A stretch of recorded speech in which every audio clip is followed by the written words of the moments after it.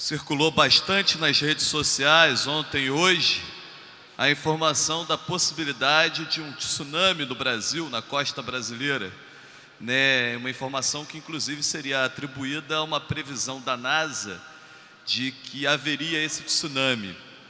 E a NASA inclusive teve que vir a público, né, explicar que nunca existiu esse alerta para o Brasil e que inclusive a NASA sequer faz previsão de tsunamis. E que o que aconteceu na costa brasileira, especialmente do estado do Rio de Janeiro para baixo, né, os estados do Sul e Rio de Janeiro, é um fator meteorológico com uma combinação que não acontece costumeiramente, por isso houve um recuo do mar, mas nada a ver tem com o tsunami. Mas na verdade nas redes sociais o que deviam falar é que tem um tsunami sim, né? Um tsunami chamado Temer, né? Um tsunami chamado PMDB, um tsunami chamado Pezão. Porque o que está sendo cometido na história brasileira é algo sem igual. O que está acontecendo nesse país é algo de extraordinário para o contrário. Eu, inclusive, sabe, doutor Julianelli, converso com as pessoas que viveram outros tempos de Brasil, e inclusive nessa semana tive a possibilidade de conversar com um conterrâneo deputado estadual nessa casa, foi líder de governo do Brizola, Carlos Guimarães, e que ele dizia, e ele fala, né, que lutou muito contra a Revolução de 64, eu vou falar golpe de 64, e que naquela época as pessoas iam para as ruas e lutavam porque elas tinham um objetivo, uma esperança. Qual a esperança? Derrubar os militares e restabelecer o processo democrático através das diretas já. Havia um sonho a perseguir. Hoje as pessoas sequer se sentem motivadas porque não há um sonho a se perseguir. O Brasil está sendo entregue. O Brasil está sendo entregue com uma retirada cada vez maior de direitos daqueles que mais precisam. Ontem mesmo, eu via o gráfico com os investimentos nas bolsas do governo federal, na nossa UFRJ, por exemplo. Em 2001 era o gasto lá, um exemplo, não exatamente 52,1, e foi havendo uma crescente, atingindo valores assim realmente fantásticos, 2,800, um crescimento absurdo.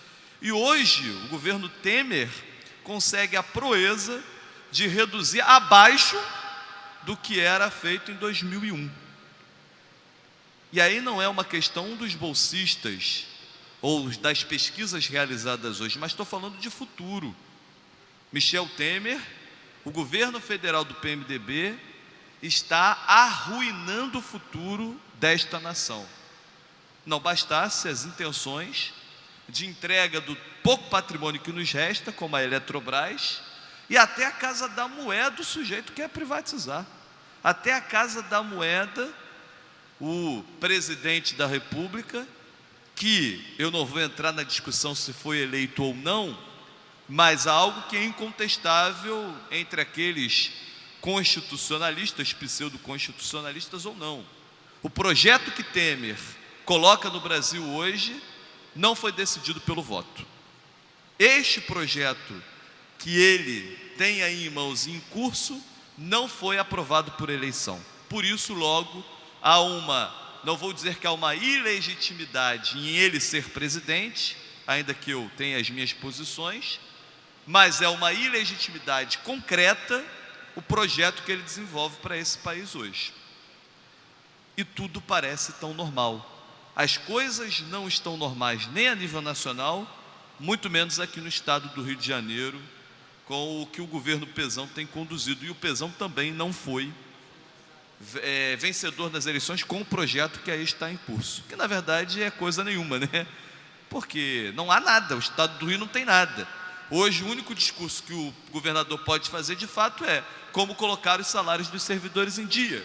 E ele não pode dizer que recebeu uma herança maldita porque ele é parte da herança. Ele construiu o estado que aí está, seja como secretário de obras, seja como supersecretário que foi, seja como vice-governador e consequentemente como governador quando Cabral renuncia para que ele possa assumir o poder. O momento é de muita tristeza e muita dificuldade. de grande preocupação, mas nem por isso a gente pode parar de sonhar e de acreditar.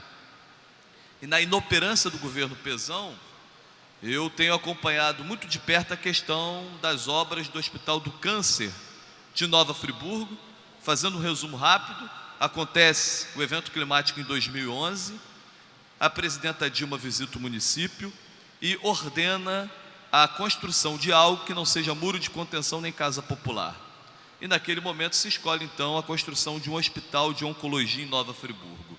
O ministro então visita o município, faz toda a parte, diga-se de passagem, o governo federal cumpriu com as suas tarefas. Há então em 2012 a assinatura do convênio entre Estado e União.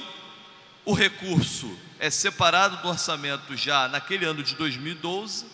Pasmem os senhores, somente em 2015, finalmente, Prefeitura de Friburgo, incompetente, aliada do governo do Estado, naquela época, e o governo do Estado, conseguem então as licenças ambientais e fazem então o início das obras em 2015.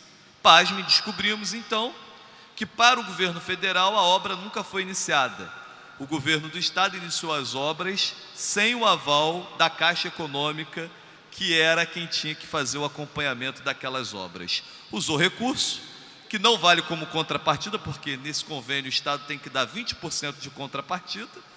Esses recursos utilizados ficam, entre aspas, inválidos, pelo menos dentro da lógica burocrática. E aí então nós realizamos uma audiência pública pela Frente de Enfrentamento ao Câncer, onde, sem querer apontar o dedo, acho que já está muito claro quem cometeu equívocos e quem não cometeu, e a gente então faz um pacto para poder reiniciar as obras, que estão paradas há um ano, mais um pouco de um ano, que as obras estão completamente paralisadas. Segundo a construtora que fez a obra, avançou em 15%. E aí nesse pacto o Estado tem que fazer então a entrega dessa documentação à Caixa, para a Caixa avaliar e dizer que as obras podem ser iniciadas, no caso reiniciadas, até a semana passada, coisa que infelizmente não aconteceu, e segundo a Secretaria de Obras, até o final dessa semana fará a entrega dessa documentação, inclusive com uma publicação no Diário Oficial. Vou acompanhar de perto e quero que se crie cada vez mais pressão, não só minha, mas de outros parlamentares, para que o Estado cumpra com aquilo que tem que ser cumprido e não perca recursos na casa de 45 milhões de reais que estão no orçamento da União para esse objetivo. Com um adendo, no dia 14 de dezembro de 2017, vence o contrato com a União, Ou seja, para a União tem que começar pelo menos a obra, que a avaliação dela não começou, então tem até 14 de dezembro.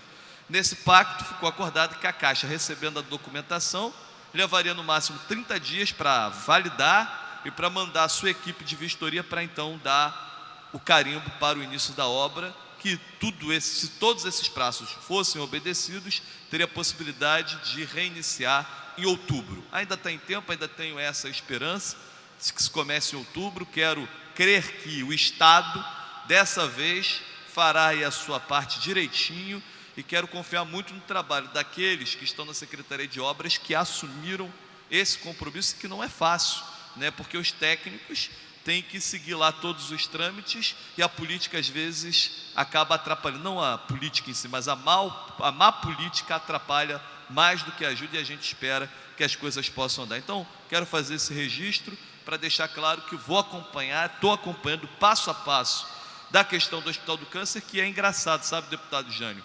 Quando era o filho bonito, tinha um monte de gente falando que era o pai da criança, um monte, sabe? Um monte se acotovelando no lançamento da pedra fundamental ao lado do governador Pezão. Virou filho feio, a culpa é só do deputado Anderson, mas não tem problema, Eu acho que a gente está aqui para cumprir a nossa missão, que é a de fiscalizar, que é a de indicar, de fazer o acompanhamento da boa utilização da coisa pública e, acima de tudo, nessa questão específica do Hospital do Câncer.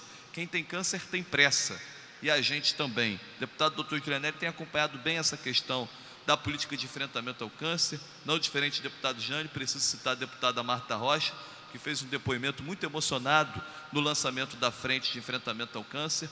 Todos nós já passamos por uma situação semelhante, e às vezes os parentes sofrem mais até do que o paciente que precisa do tratamento, e não é fácil. E o hospital de Oncologia da região serrana não atenderá somente a região serrana. Pelos estudos que a gente tem, há uma demanda hoje reprimida em todo o estado do Rio de Janeiro. E para quem não sabe, pelo projeto do Hospital de Oncologia com recursos federais e que a gestão será estadual, o número de leitos dele é igual ou superior ao INCA da Praça da Cruz Vermelha. Ou seja, será o maior equipamento, né, o maior ou o segundo maior, no mínimo, equipamento de oncologia do estado do Rio de Janeiro. Esse estado tem pressa para que essa questão possa ocorrer, ser resolvida, e faço mais uma vez aqui um apelo público para que a Secretaria Estadual de Obras possa vencer essa questão burocrática. Nesse momento está na Procuradoria da Secretaria, para que até o final dessa semana consiga-se fazer a publicação no Diário Oficial e mandar a documentação para a Caixa Econômica. Dali em diante a gente vai lá na Caixa para buscar que a Caixa possa ser ágil e para que a população possa ter o seu atendimento. Obrigado, senhor presidente.